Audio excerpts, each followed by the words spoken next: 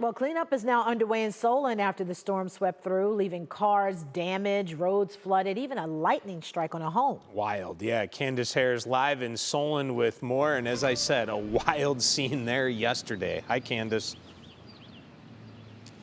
Hello, Dave. Danita, good morning. That it was, and some of those remnants still remain. If you take a look here off to my side, you can see in this parking lot there are still some of all that rain that came down still left over, creating almost like a big pond of sorts there in the parking lot. Luckily, the roads around here are okay, but we've been taking you around the Solon Historical Society. We showed you some of the windows, and if you take a look over here to my side, this is the back of the property, and a couple of trees, two trees, in fact, side by side, both of them pulled straight up out of the ground. Luckily, they landed in a parking lot, so didn't land on anything, but debris everywhere, and certainly some cleanup going to have to be taking place there. But you guys mentioned that hail, that is something that created a lot of damage as well, and that damage was really visible throughout the entire course of the afternoon and evening yesterday as those cleanup efforts are underway now today.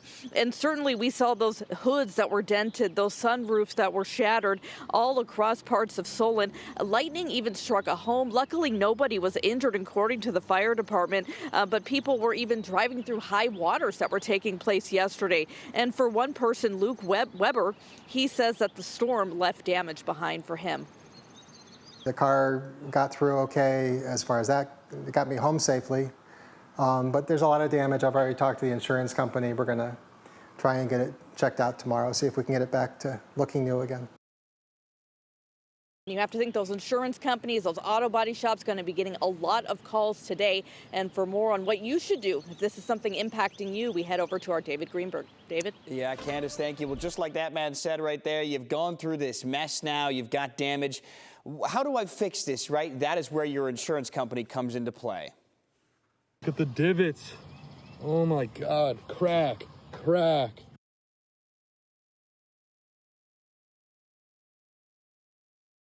In a drive-through line when the hail started raining down. With nowhere to turn, his Tesla took a beating. It was a similar situation all around Solon, as Candice mentioned.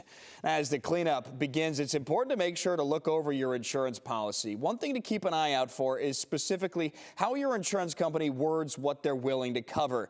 For example, if your roof sustains damage, will they cover the cost of your new roof or just the value of your roof at the time of the damage? The difference could end up costing you thousands of dollars, so be sure to review your policy now, as we're just getting into the start of severe weather season.